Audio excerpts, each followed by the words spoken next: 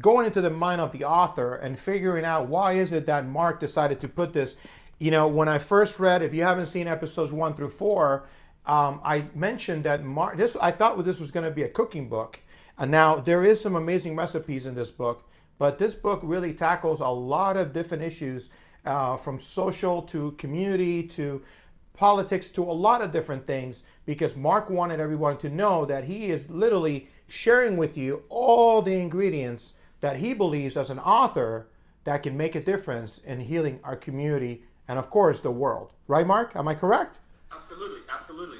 Amen. Well, listen, let's talk today. We're going to start. We have some top subjects. I mean, the first one was we talked about drug abuse and addictions. So I want to know Right. from you, what was your mindset when you started thinking about, I want to include this in the book? Uh, right, David. So, at the last part of part one of the book, right, we talk about some other factors, and these other factors were like some of the hidden factors, some of the hidden reasons, some of the hidden factors that actually affect our community, right? So we're talking about drug abuse and homelessness and incarceration, rehabilitation, and all that kind of stuff, but people don't look at those are factors that actually affect our community in a very negative way, right? Um, the effects of illicit drugs and drug abuse and addiction, in our community cannot be understated. This is considered a chronic disease. According to the CDC, right, we've got about 70,000 deaths per year in this country relating to illicit drug use and abuse, right? Correct. And in Florida, where we are, we are a little above the national average, right? And the reason I actually want to put this particular topic in the book is to show exactly how much it affects our community, right?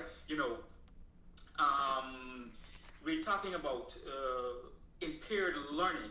We were talking about impaired judgment in terms of decision making. Illicit drugs put increased stress on our bodies. It impairs memory and behavior.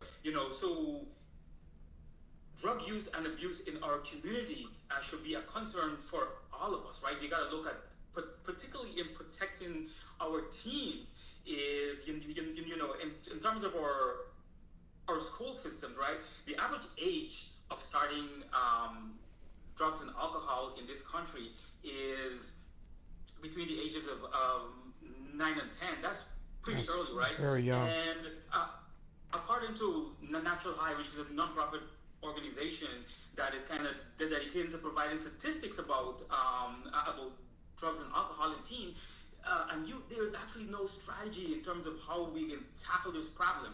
So drug use and abuse. I mean, if we have our kids starting at the age, I should say, as early as 9 9 and and 10. 10 to, and between the time they get to age 13, they're already Addicted. drug addicts. Just think about the delinquent and Correct. the delinquency that we are instituting in our communities, right? All these people who are kind of being learning impaired and not able to make proper decisions for their friends and families, and have memory, behavior, and dysfunction. This is what is growing up in our community. That's why I actually want to put it there to show the impact. Well, if you don't mind, I want to share a little bit of a story with the audience today. I what's really interesting. You talked to here in the book about addiction being preventable, and of course, it goes back to community. It goes back to teachers, parents, family members, everyone collaborating to make sure that they look for signs of young children that are going through that, and you write that in the book as well. And we're going to talk about homelessness next, but I want to kind of share the story. It was interesting because I've shared this with some of my clients. About 30% of my women clients that I do life coaching for, they've literally gone through drug abuse, addiction, or some kind of body imaging, anorexia, bulimia, things like that. Some of them also take pills and things like that. So I've had a lot of experience listening to my clients tell me about these things. But I remember my mother, Mark, my mom, and I Right. remember my mother. My mom's as a psychologist. She used to donate her time to this place in Puerto Rico called Hogar Crea, and it was men and women that basically had gone through, they were either homeless and they were displaced. And it was interesting because my mom used to share these stories, and I think that's what made an impact on me, is that she would share these stories of these men that looked like models, and then because of drug or alcohol or anything like that, they lost their families, they lost teeth, they lost everything. They would Right. look like it was like a night and day, but it was the opposite. It was a transformation picture, but not the way you want. It was the opposite. And I think as a young kid, like you were talking about 9 and 10, it was those years before I left Puerto Rico to go to the United States, that to go to Texas, that I felt like my mom, because of that experience, it did impact me a lot. And I always say, I think that's one thing as adults that we could do, is to share these stories, or maybe share, places like this that kids can go and actually witness for themselves. And I think that made an impact on me. And that also talked Right. about, you go next into homelessness, and we talk about the mental, the social, and emotional effects on our community. And I always say that the mental part of it is, I think, what we're dealing with a lot right now. And I wanted to know your point, because when it comes to homelessness, it's not that these men or women are able to function. Sometimes it's a mental thing, that they're not able to function in the world. And but I wanted to know why you wrote, in this book, why you took the time to talk about homelessness and um, and these kind of effects. Right. So, again, the book is about healing our community, right? So, if we're going to heal our community, we have to look at all the factors that would actually affect healing, health, and longevity, right? And just like drug abuse, homelessness is a big issue in our community, in our country. If you were to break down statistics, like 17 out of every 10,000 persons in this country, are homeless, right? We've got uh, over 500,000 homeless people in this country, right? And we've got like 35% of that, which is about over 200 and something of those are unsheltered. That means they're on the streets, right? I mean, there are only so many housing facilities that can account for the amount of homeless that we have here. But then we think about the effect of the amount, that large percentage of people that we have on the street. Just think of what that is actually doing to our community. Then we have um, um, families that are on the street, and think of what that actually does to our community. But what I wanted to underscore there is that people have a lot of stigma against people that are homeless, right? And so I wanted to highlight the tons and tons of litany of reasons that could cause people to become homeless. Many of it is not any of their own doing. We have a situation where people don't have enough affordable housing. There might be victims of a divorce or some kind of domestic abuse situation, victim evictions. PTSD is a big factor in this country. Why people, we will talk about veterans later on, but I mean, just in general, PTSD is a major factor why people will become homeless. And Correct. you're talking about foreclosure, you're talking about fire, natural disasters, mental illness, right?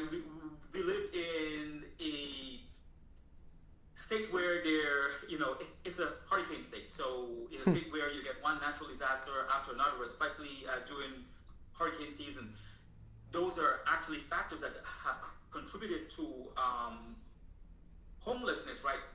Pandemic, just ask Mr. COVID, I mean, what effect that is having on people's budget and all kind of stuff. That would kind of uh, result in homelessness, right? And we also have people with a lot of chronic illness, right? So we have people at all segment of our community that could become homeless, and is very, very easily. So we're looking at children, families, right? And people who move in and out of the justice system. the elderly, all these people that actually transit in and around our community, right? If you don't have stable environments for them, then that will actually affect how they will function, right? There's a study from Baylor University, and it actually say that people don't become homeless when they run out of money. They become homeless when they run out of relationships, right? So that was one that kind of hit me kind of hard, right? Because think about the people who end up on the streets. The amount of breakdown that had to have happened to cause you to be on the streets, right? Is talking about a whole cycle.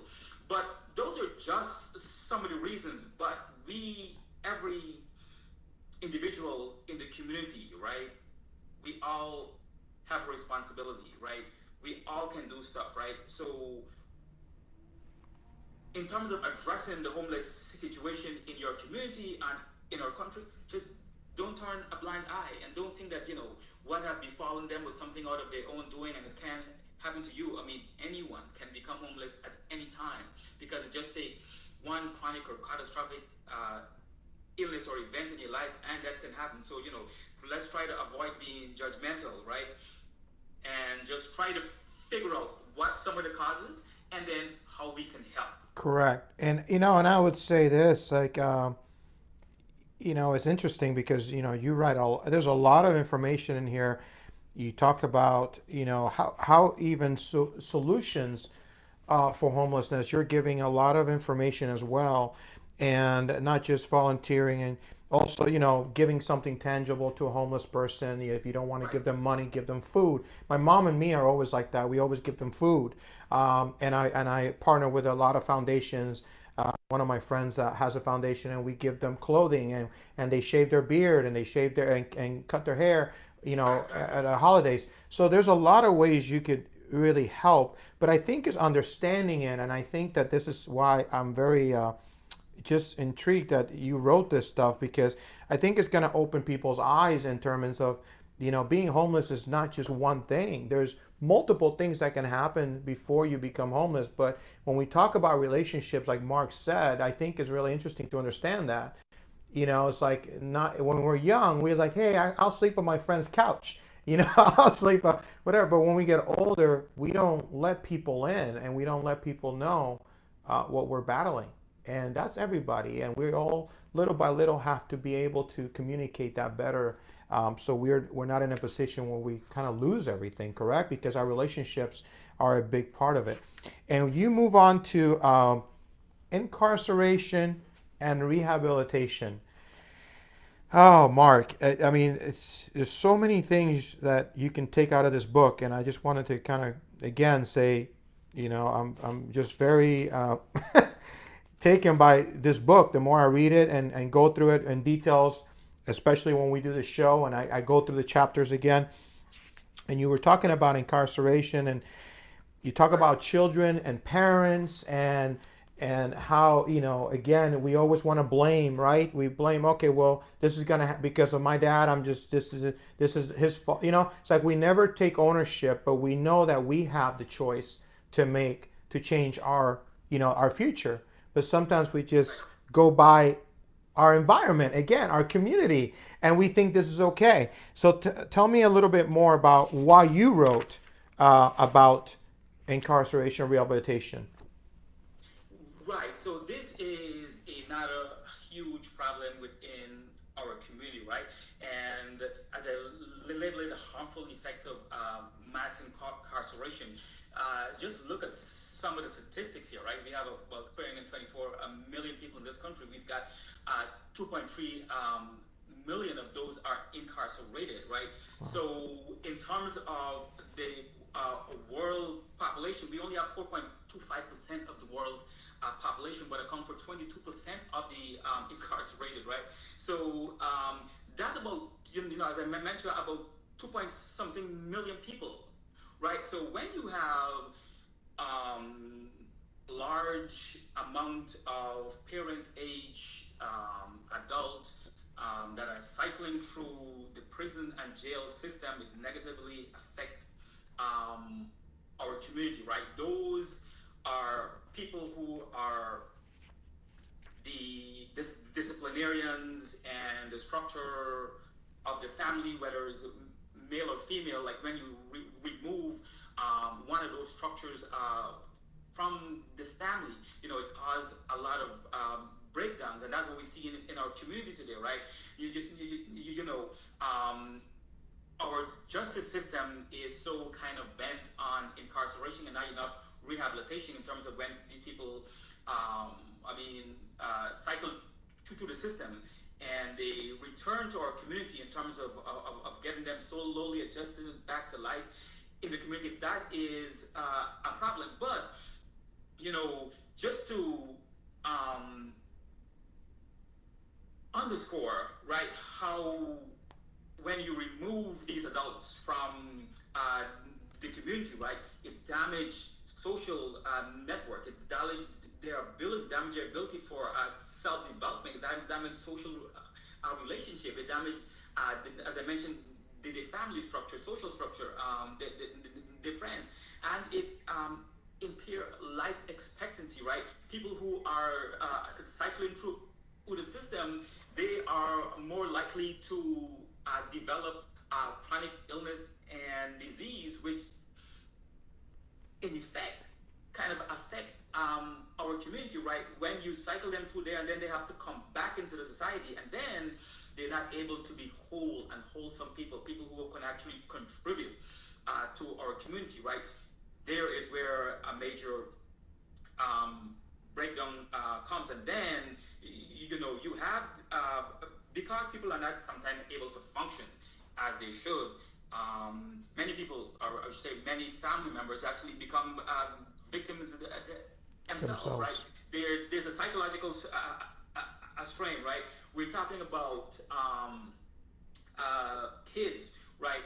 Uh, there's studies that actually show that kids whose parents cycle through the system, especially very often, have a lot of social behavioral problems. Like they're more likely to be suspended more often, like expelled from school, have problems subjecting themselves to the authority structure, like the teachers, and leaders in the community. As I mentioned, when you take out some of the authority structures from the home, you are causing a further breakdown um, in the community. And what something I also outlined there is that how this um, uh, particular situation here has affected minorities on a greater proportion, right? Our minority population is about 30% of the population, but yet it accounts for 68%, almost 70% of the incarcerated. Out of that 2 million people, we got 1.5 million of those are minority. So the incarceration rates disproportionately affect inner cities, low income, Correct. minority. That is why I put it in the book there, because I wanted to show how it affects our community. And when we are going to, in terms of rehabilitation, we have to ensure that inmates are properly rehabilitated to actually to be able to function back into our community, right? We have to take all that anger and rage and all the stuff that is pent up there and challenge it into something positive. So when they come back out, they're able to be functional uh, adults in the community. Correct. And this is not, this is so, there's so many variables to what we're talking about. So we're not, there's no right answer for anything. Again, what I just think is intriguing is that Mark took the time to do some research and kind of educate everyone that's reading this book in what he thinks, or again, what society has in terms of numbers and things like that. You also talk about community policing, and you talk about it in a way where I thought it's really interesting how we're talking about it right now in society. But you talk about certain things that I thought was really intriguing, and one was community partnerships and adaptation, organizational adaptation with that policing in the community. And also, you talk about solving problems together. But I think, Mark, the one thing, I know you talk about statistics and you put things in this book that are global or right now in terms of our nation. But, when we talk about these things, the biggest issue, I think, is that people have to be able to listen. People have to be able to listen to the other side and listen to why it is that their environment is like this or things like are not as good, right? And I think that that is the one thing that I think everyone right now needs to be able to listen to the other side instead of Right. going against it. And you don't tackle something, you don't go into detail about your opinions. What you do is you share things that are able to be done to make it better. Correct? Right. Okay. Absolutely. Absolutely. And any other thing you want to talk about that chapter? I know you pretty much framed it accurately there. So just think about what's happening in our community at the moment with police brutality, and you're just talking about listening to each other and empathizing. But we have a lot of systemic issues in our community. But the only way we can address them is if we understand, if we can check our history, and then we could understand, listen, understand, put our foot, in someone else's shoe, and understand their point, right? And we were just talking about um, um, rehabilitation and incarceration, right? If you kind of, I was just saying, if you remove the authority structure, especially the male force factor in the family, now you are creating wayward kids that are more likely to get into confrontation with the police, right? So I'm thinking that if on both sides, if they're really able to listen and try to address some of those systemic issues, then they will probably more understand that, listen, some of these kids probably only need a father figure, or some of them, need other kind of discipline rather than the juvenile system, because they are growing up on their own. They're raising themselves, so they're adults as kids. So I think that whole listening, and you mentioned, embracing partnerships. Like when you partner with somebody, you are part of their team. It's not my way or the highway, you against me, or whatever. Partnership is where we kind of like pool our ideas and resources to actually make the situation better. And I think that's what community policing can actually do. Yeah, I mean, again, I think a lot of it is if you've never had an experience, then there's really nothing you can even try to understand because you've never had an experience like that. Right. But when you do have an experience, I always try to explain to people, I think the best thing is think about it if somebody, just in school, somebody is bullying you all the time, eventually you just believe that people like that are going to bully you all the time, no matter what race or color they are. And Right. but at the end of the day, I think it's more of really trying to understand an education. Listen, it's just we've talked about in this book for so many for all the episodes. Everything is about education. I mean, even about health and wellness, and we talk about nutrition and we talk about foods, is about getting educated, is about learning about what something does and doesn't do. A lot of people are sick and they don't understand that it's because of their nutrition. And I know I'm switching subjects, but it's because this is actually a book that started with a chef that wanted to share about his, what he does for a living, but yet he took the time to half the book is about ingredients that have nothing to do with food. It's about different things in your own community, in your own atmosphere that you can do to change and educate others to heal a community with so many things. And that's why, Mark, again, I just give you props, man. Let's move on to taking care of our veterans, which I love because both of my parents are veterans. My father was in the Korean War, and my mom was a captain in the Army, in the United States Army. So I'm very proud of both of my parents. Both are veterans. And I got to tell you, man, even the funeral, my father's funeral, the veterans funeral was so emotional to me and so patriotic to me. I mean, it made me feel things that I've never felt before. And I just, to me, because it's one thing to say I'm defending the country, and another thing is to go to war for people you're never even going to meet. But yet you sacrifice your life, the one thing that we all know we're going to die sometime, but you're sacrificing it for people that you'll never get to meet. So for me, veterans are so selfless. I'm just like, man, and it's very true. We got to take care of them, man. We really do. And what was your thought? Where's your mind at this when you wanted to write this chapter? Uh, right, because their importance, their selfless sacrifice, by putting, their lives on the line. And you were just mentioning that many of them, you will never get to meet them. They will never get to meet you. But that depth of selfless sacrifice, I mean, it cannot be understated, right? I look at them as the guardian of the galaxy because they go out there to put their lives on the line so that we can be safe here, right? So, I mean, there is, I think, for many veterans, there is, and, or people in the armed forces in general, there is an honor to serve. But I think for us, right, there's nothing like saying thank you for your service, because that's all many of us will ever get to do when we see that uniform. If someone is actually stepping in the way, into harm's way, so you don't have to. But this selfless sacrifice, as I put there, it was not without consequence, right? I mean, I've met so many homeless veterans here.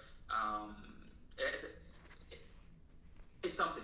I mean, it kind of like tears you up because these are the people who actually made the sacrifice for us, and to see that sometimes we're not able to give them back what they deserve and ensure that they're well taken care of, is just something, right? And we were just talking about um,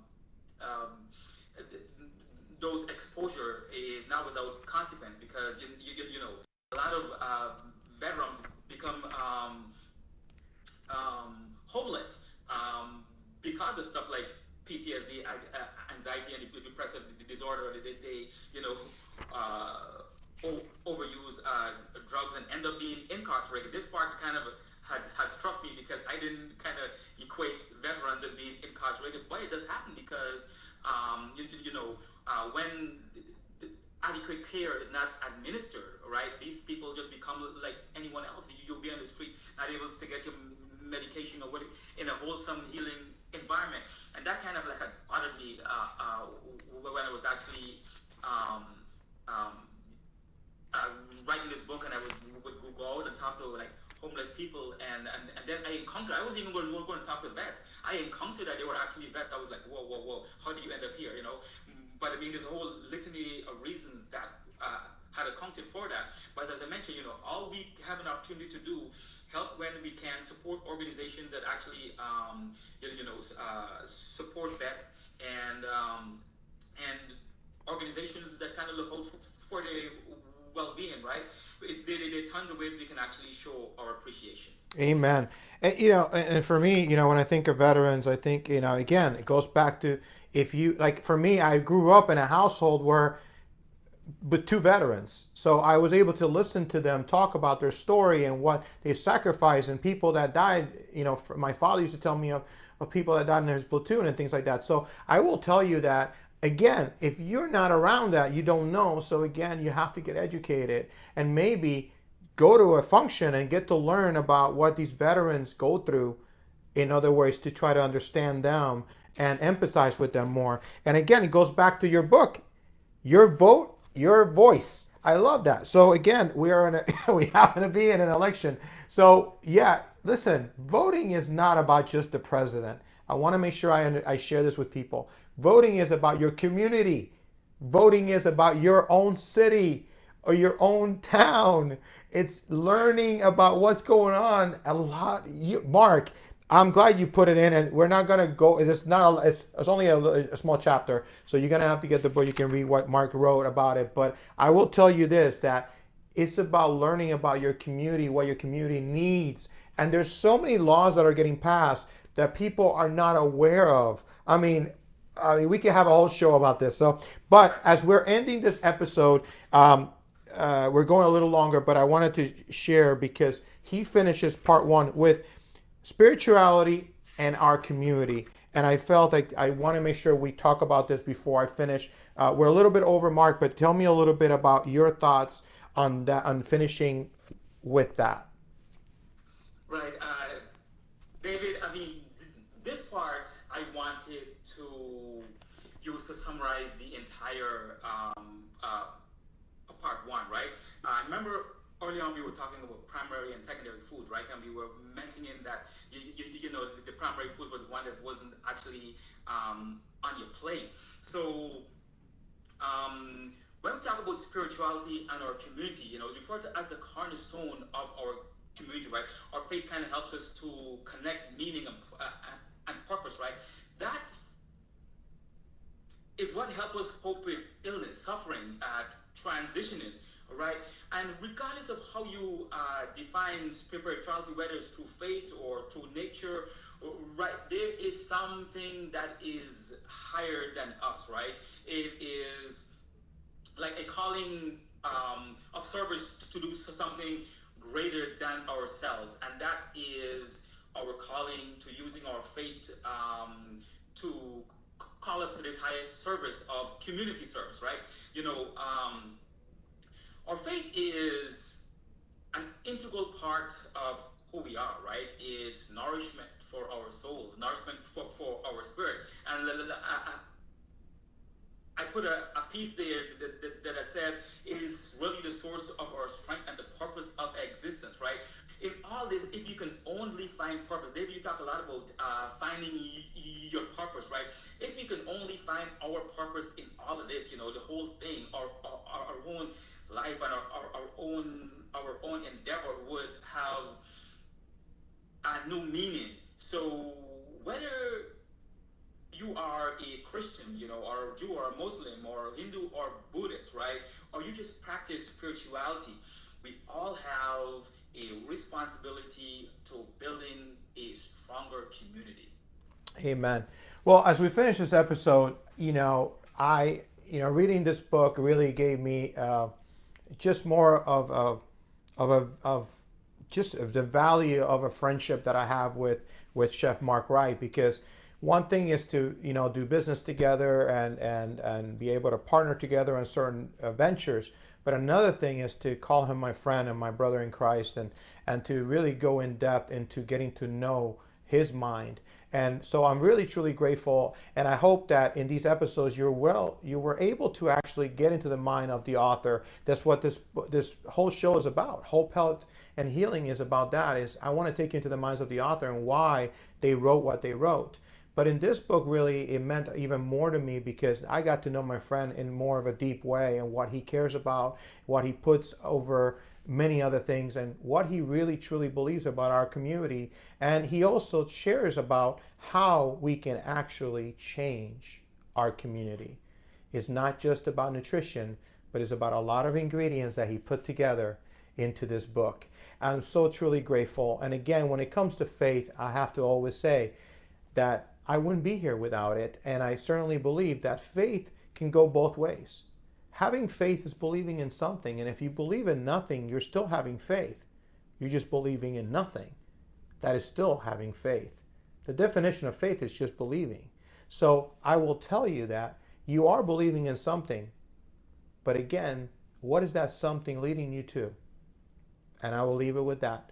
Again, there has been another episode of Hope, Health, and Healing. I will leave you with my message: find hope, have faith, and live every day with a purpose.